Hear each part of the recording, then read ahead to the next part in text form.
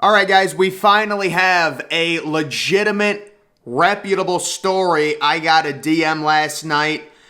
This is real. Conference realignment. Big Ten interest in additional Pac-12 teams has cooled, and the Big 12 is positioned well.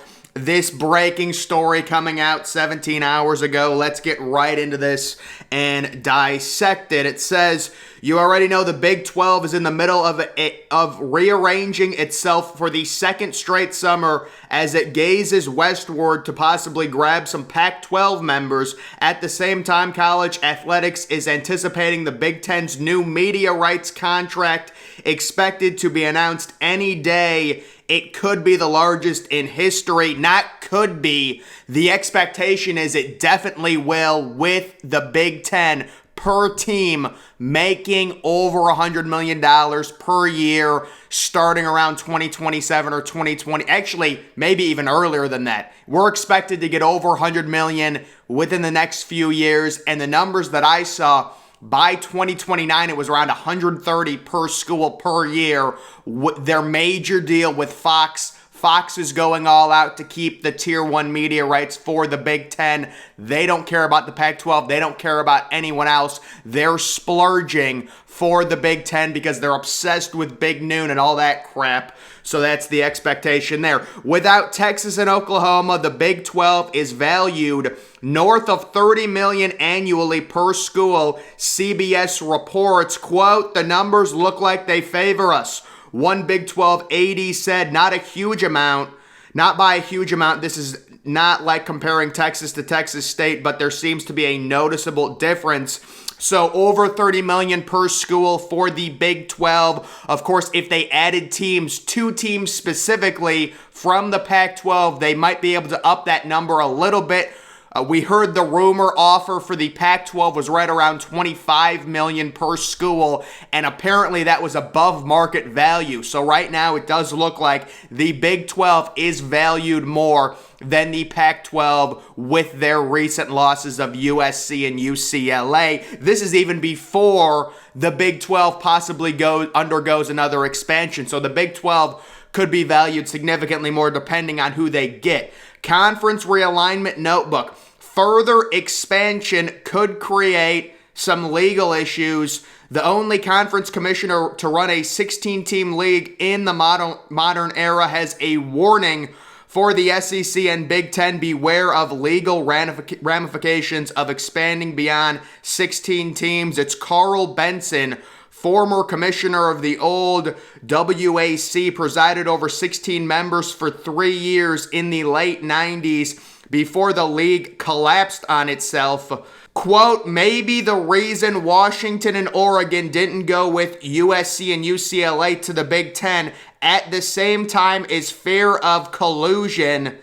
That's what Carl Benson told CBS Sports. That's a legitimate concern of the damages that one conference does to another. So I don't believe that to be true. And later in this article, you'll see the Big Ten not really interested in Washington and Oregon. And we'll talk about that. Here it is right here. The Big Ten interest has cooled on Pac-12 teams. This is new news we're hearing right now. You know, there's been speculation. What is the Big Ten going to do? Do they really want Washington and Oregon?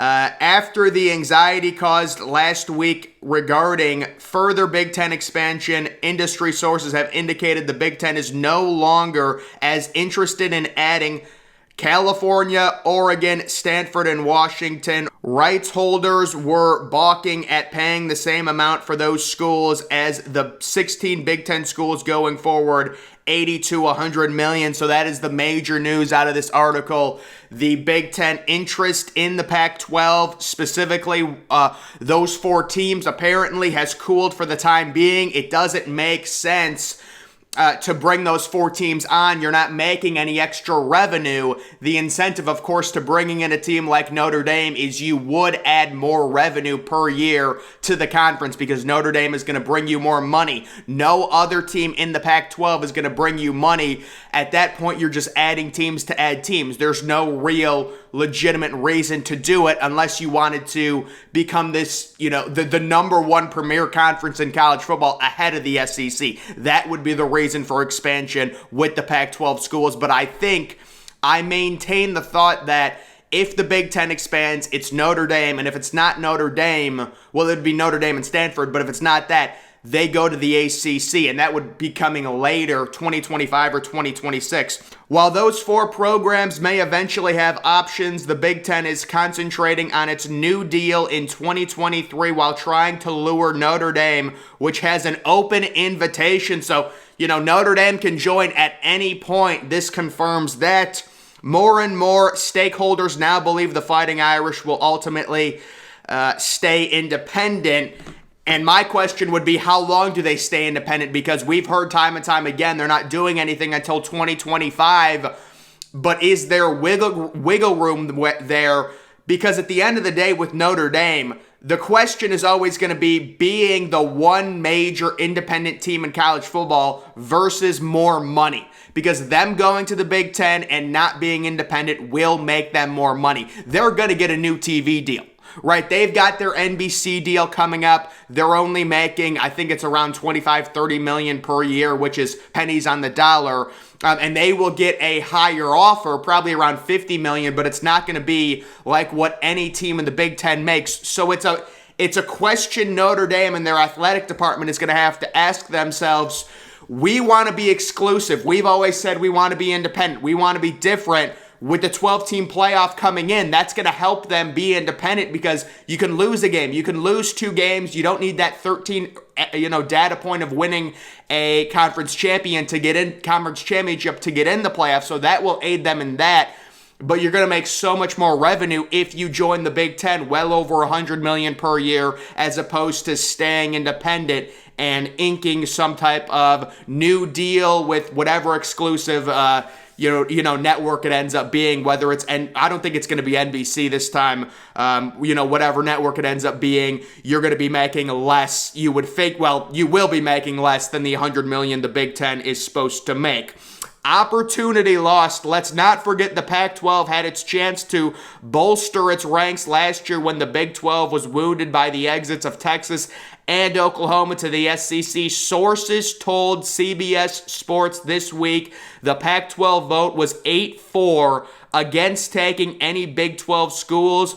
It would sure be interesting to find out those Pac-12 schools who voted for expansion a year ago. We already know USC president shut down interest in expansion. So USC shuts down the Pac-12 expanding and then possibly kills the league by joining the Big Ten. Amazing. Quote, we would have jumped. One Big 12 AD told CBS in reference to the Pac-12's interest in getting into Texas. So that is a complete missed opportunity for the Pac-12. And you look at what happens just a year later, the Big 12 teetering on disaster. They lose their 2 biggest schools. They bring in the 4 American schools. The Pac-12 has an opportunity to cement itself and steal and poach some Big 12 schools, and they vote against it. And to make matters worse, USC and their AD vocally votes against it, and then a year later joins the Big Ten, possibly dissolving the Pac-12 as we know it, depending on what happens in the coming weeks. And then it says the Pac-12's future may hinge on a time zone. And this is a point that I've made several times on why ESPN wants Pac-12, wants all their media rights. It says the late night West Coast games are now being referred to as the 4th window, or Pac-12 after dark. They are valuable programming that fills late night TV slots with guaranteed ratings. Absolutely. That is the selling point. The Pac-12 is the only it's going to be the Big Ten now, with USC and UCLA having night games possibly at 10 p.m., but they're the one conference that can fill that programming with live football and get pretty decent ratings for the window. That is why ESPN has remained interested. They want to fill that 10 o'clock time slot with live football games. We've constantly seen the past several years on ESPN. They have a 7 o'clock SEC game. Normally, it's like a mid-tier game, like an Alabama-Tennessee type thing, Alabama-Mississippi State type game, and then a 10 o'clock Pac-12 game. Fox also gets those 10:30 Pac-12 games as well. So I don't know how the media deal is divvied up currently.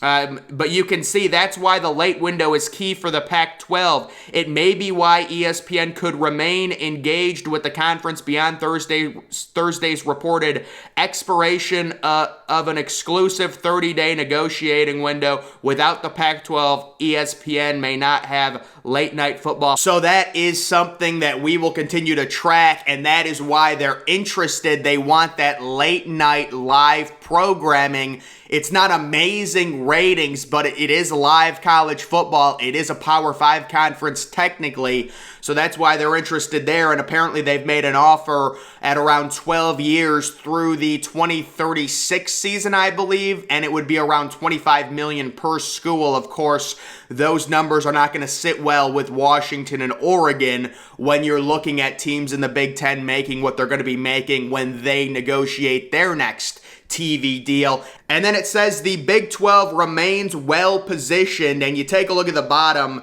it says the Big 12 continues to be engaged with both Fox and ESPN for its new rights deal, which will begin in 2025. And the expectation right now, without any more Big 12 expansion, this is the expectation with the current 12 teams in the league, is north of $30 million. I've seen figures up into the 40s and 50s, depending on if the Big 12 adds any schools. If they were to add Arizona and Colorado, for example, those I view as the two most likely to jump ship at this point from the Pac-12 to the Big 12. The value would slightly increase due to them going to 14 teams, and then we'll see if they want to expand beyond that. But guys, that is the latest intel in regards to conference realignment. The biggest things to note here, the Big 12 or the Big 10 cooling on its interest in the Pac-12 schools, specifically Washington, Oregon, Stanford, and California. Those have been kind of the rumored schools. We had that rogue rumor a few weeks ago about Stanford and Cal possibly joining the Big 12. Things like that I would take with a grain of salt, honestly. I haven't heard that anywhere else. And then we do have the situation with the Big 12 being positioned well. You know, again, the Pac-12 had the opportunity last year to step on the Big 12's throat while the Big 12 was completely vulnerable. Now it's basically the complete opposite situation, and you look at the Big 12, you think they would learn from the Pac-12, and that they are learning from them. We've heard their conference commissioner come out the past few weeks and come out and say he's extremely aggressive.